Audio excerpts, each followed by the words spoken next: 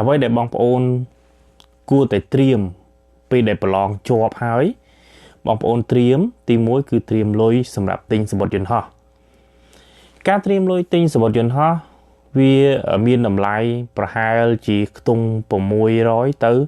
$700ទៅប៉ុណ្ណោះទេ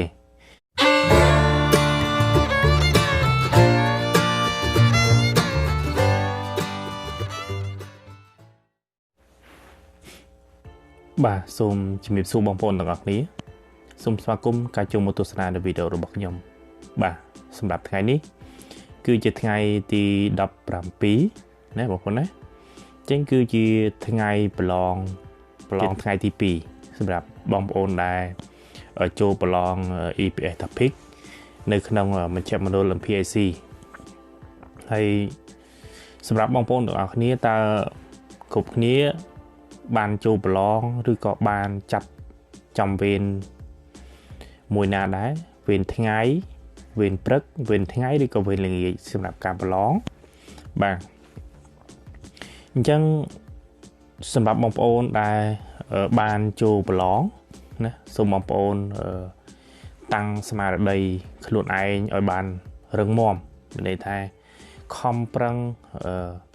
ធ្វើម៉េចកុំឲ្យយើងភ័យណាកាលណាតែយើងភ័យយើងនឹងបាត់បង់សតិយើងនឹងបាត់បង់ការចងចាំរបស់យើងវាធ្វើឲ្យយើងនឹងភ្លេចអ្វីៗទាំងអស់អ្វីដែលបងប្អូនបានសិក្សាអ្វីដែលបងប្អូនបានរៀននៅពេលដែលបងប្អូនភ័យខ្លាំងពេកធ្វើឲ្យបងប្អូនភ្លេចភ្លាំងភ្លេចភ័ន្តភាំងពីសំណួរមួយទៅសំណួរមួយអញ្ចឹងបងប្អូនត្រូវតែព្យាយាមបន្លប់មានន័យថាយើងតាំងសតិឲ្យបានដើម្បីគ្រប់គ្រងនៅការភ័យខ្លាចរបស់យើងបងប្អូនមិនបាច់គិតទេតាចូលទៅយ៉ាងម៉េចជាប់ឬក៏ធ្លាក់មិនបាច់តន់គិតទេបងប្អូនសំខាន់បងប្អូនត្រូវតែជឿជាក់លើអ្វីដែលបងប្អូនបានរៀនជឿជាក់លើខ្លួនឯងណាពីព្រោះជោគជ័យឬបរាជ័យគឺស្ថិតនៅលើដៃរបស់បងប្អូនស្ថិតនៅលើភ្នែករបស់បងប្អូនស្ថិតនៅលើការស្ដាប់របស់បងប្អូនណាបាទអញ្ចឹងថ្ងៃនេះខ្ញុំចង់និយាយបន្ទាប់ពីប្រឡង EPS Topic ចប់សពគ្រប់ធ្វើតេស្តហើយតើបងប្អូនទាំងអស់គ្នានឹងគួរត្រៀមថវិកាប៉ុន្មានដើម្បីត្រៀមឡើងមកធ្វើការនៅក្នុងប្រទេសកូរ៉េបាទអញ្ចឹងយើងកុំឲ្យវាវែងឆ្ងាយសម្រាប់បងប្អូនដែលបានចូលប្រឡង EPS Topic ចាំពីថ្ងៃទី15រហូតដល់ថ្ងៃទី22ណារហូតដល់ថ្ងៃទី22បងប្អូនទាំងអស់គ្នាអ្វីដែលបងប្អូនគួរតែត្រៀមពេលដែលប្រឡងជាប់ហើយ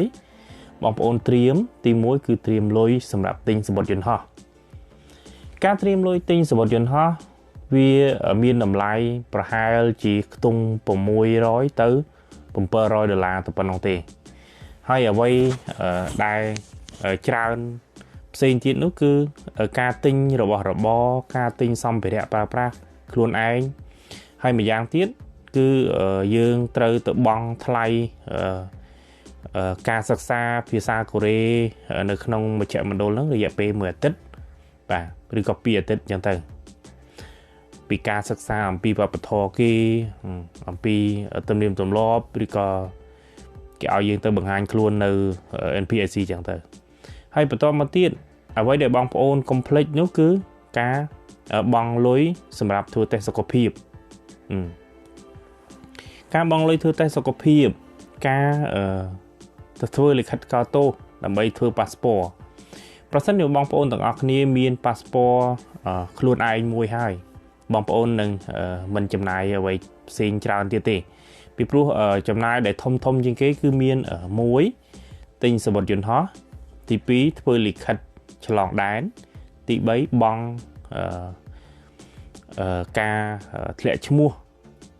ចូលមករៀននៅក្នុង NPIC រយៈពេល1អាទិត្យឬក៏2អាទិត្យបាទបន្ទាប់ពីនោះគឺថ្លៃការធ្វើតេស្តសុខភាពកាយគឺមិនអស់ច្រើនទេអញ្ចឹងខ្ញុំសូមជម្រាបបងប្អូនថាប៉ាសពតនិងសំបុត្រយន្តហោះ tầm lại trăm tay chất sập mơn thì rồi có bấm pơ roi đờ la thì rồi có bấm môi roi đờ la thì việc tơ tam pe về lý việc tơ tam ngày đại chẳng hạn là bóng vốn vì ai cho lọt vì bấm môi roi ha sắp tơ đầm pơ roi thay bà chẳng thay ở passport ai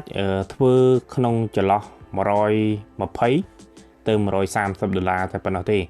passport số bằng bốn thưa vô đọc cho nằm nè một vấn á vì pro ca để dương thưa vô passport để đọc cho nằm vì miền phim nghi xua sầm rạp ca pra nơi trongประเทศ Korea ก็โดยជាវាផ្ដល់ផលប្រយោជន៍ឲ្យយើងដោយយើងមិនចាំបាច់ខ្វល់ខ្វាយរឿងថា passport យើង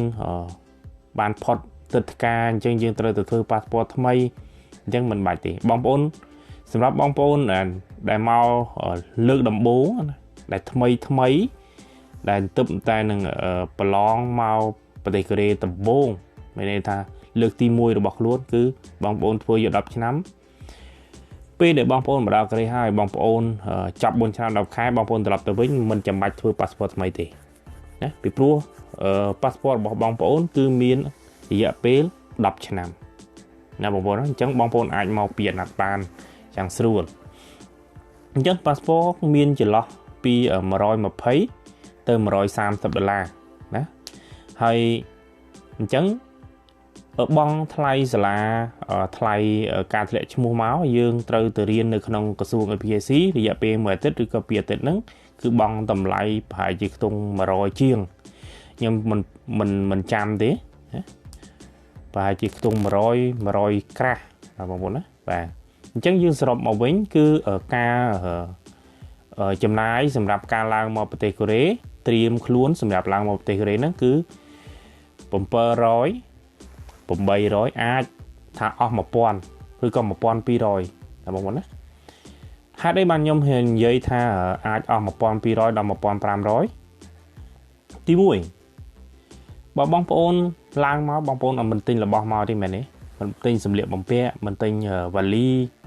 មិនទិញអ្វីផ្សេងទៀតទេមែនទេទាំងមកយើងមកច្រកថងមកមែនទេបងប្អូនអញ្ចឹងបងប្អូនត្រូវគិតថាពេលដែលយើងឡើងមកគឺយើងត្រូវទិញវ៉ាលីណាវ៉ាលីហ្នឹងអាច$50-$60អត់ដែរហើយចឹងនៅសម្លៀកបំពាក់របស់បងប្អូនដែលបងប្អូនទិញសម្រាប់យកមកសម្រាប់ប្រើប្រាស់ផ្ទាល់ខ្លួនដូចជាកៅអៅរៀងល្អខោកបយអាវស្អាត brand អីចឹងណាបាទអាវលងាថ្លៃអីចឹងទៅណាស្បែកជើងរបស់របរជាច្រើនទៀតដែលបងប្អូនត្រូវដាក់មកតាមខ្លួនអញ្ចឹង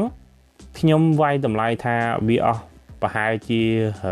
$1200ទៅ$1500សម្រាប់ការចាយវាយទាំងអស់ហ្នឹងទៅលើសម្បត្តិយន្តហោះលិខិតឆ្លងដែនការបង់សាលាសិក្សារយៈពេលខ្លី1អាទិត្យឬក៏2អាទិត្យហ្នឹងហើយបន្ទាប់មកទៀតបងប្អូនក៏ត្រូវដាក់តាមខ្លួនមកដែរមិនមែនមកបងអស់ប៉ុណ្ណឹងមកខ្លួនទៅទេមិនមែនទេបងប្អូនគឺយើងត្រូវដាក់តាមខ្លួនសកួរនៅពេលដែលបងប្អូនមកដល់នេះអត់ទាន់មានប្រាក់ខែសម្រាប់ការចាយវាយណាខ្លួនយើងអញ្ចឹងបងប្អូនអាចដាក់មកត្រឹម$100ឬក៏$200ចឹងទៅសម្រាប់ដាក់តាមខ្លួនពីព្រោះថាយើងមកទីនេះមកភ្លាមគឺយើងមិនទាន់មានប្រាក់ខែទេគឺទាន់តែយើងចូលធ្វើការបាន1ខែទើបយើងទទួលបានប្រាក់ខែអញ្ចឹងពេលដែលយើងមកដល់ដំបូងពេលខ្លះយើងអត់អាចញ៉ាំអាហារគេបានអញ្ចឹងយើងអាចរកទិញរបស់របរឬក៏ទិញម្ហូបអាហារដែលយើងអាចបរិភោគបានអញ្ចឹង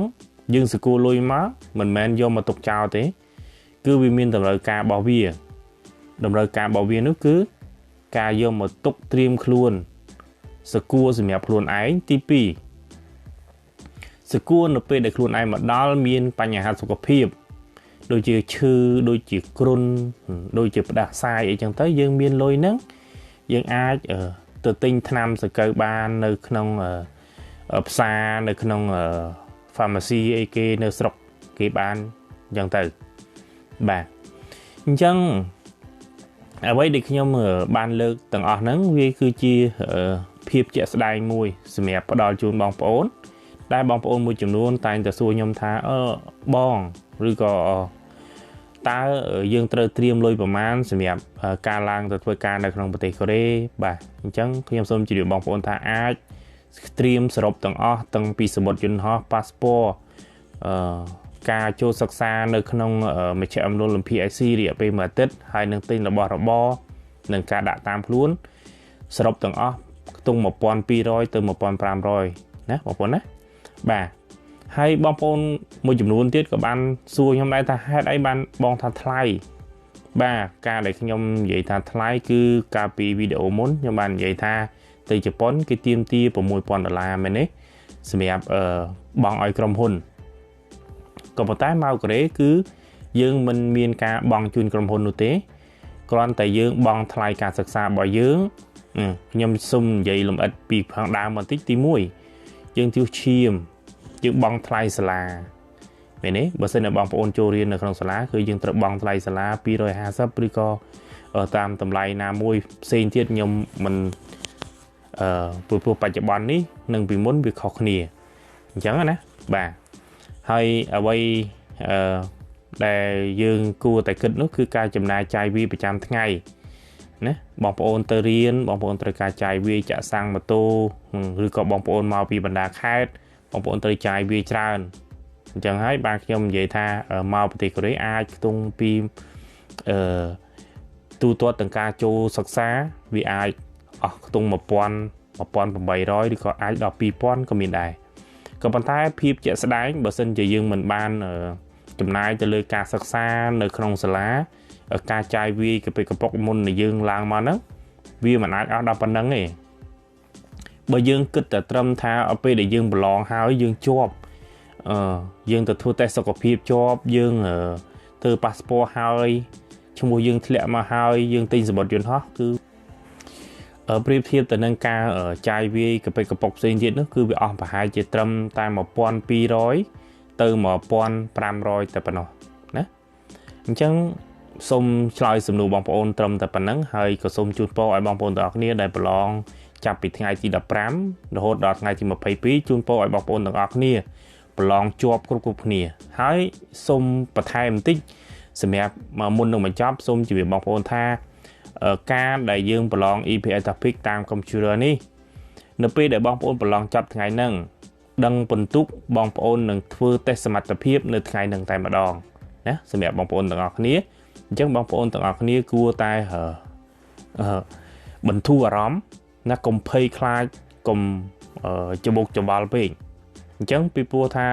ការប្រឡងតាម computer ហ្នឹងវាលឿនហើយវាទទួលលទ្ធផលភ្លាមតែម្ដងបងប្អូនប្រឡងវេនព្រឹកវេនថ្ងៃនិងវេនល្ងាចវេនមួយណាក៏ដោយអញ្ចឹងបងប្អូនប្រឡងហើយបងប្អូននឹងដឹងផលិតផលខ្លួនឯងដឹងបន្ទុកខ្លួនឯងនៅពេលដែលបងប្អូនដឹងបន្ទុកខ្លួនឯងជាប់ខាងក្រសួងយើងគេនឹងតម្រូវឲ្យយើងនឹងទៅធ្វើតេស្តជំនាញតែម្ដងណាពីព្រោះអាគារប្រឡងនៅខាងលើហើយនឹងអាគារធ្វើតេស្តជំនាញនឹងនៅខាងក្រោមអញ្ចឹងអត់មានអ្វីពិបាកទេនៅពេលដែលយើងដឹងលទ្ធផលយើងងាយស្រួលនៅក្នុងការសម្រេចចិត្តនៅក្នុងការទៅធ្វើតេស្តជំនាញតែម្ដងដោយយើងមិនចាំបាច់ប្រើពេលវេលាយូរដូចពីមុនទម្រាំតែយើងដឹងលទ្ធផលនៃការជាប់ធ្លាក់វាអាចមួយអាទិត្យអីចឹងទៅណាប៉ុន្តែបច្ចុប្បន្ននេះគឺប្រឡងភ្លាមចេញបន្ទុកភ្លាមធ្វើតេស្តជំនាញភ្លាមបាទអញ្ចឹងវាធ្វើឲ្យយើងនឹងឆាប់វាធ្វើឲ្យយើងនឹងងាយស្រួលក្នុងការដល់យើងមិនចាំបាច់រងចាំពេលវេលាយូរទៀតបាទអញ្ចឹងថ្ងៃនេះសូមបញ្ចប់តែត្រឹមហ្នឹងហើយសូមជូនពរឲ្យបងប្អូនទាំងអស់គ្នាប្រឡងជាប់គ្រប់គ្នាហើយទទួលបាននៅនិទេសល្អឬក៏បន្ទុកច្រើនជាប់ឲ្យគ្រប់គ្នាតែម្ដងហើយដើម្បីឲ្យបានមកប្រទេសកូរ៉េទាំងអស់គ្នាបងប្អូនត្រូវតែប្រឹងប្រែងដើម្បីអនាគតខ្លួនឯងនិងគ្រួសារបាទអរគុណច្រើនជម្រាបលា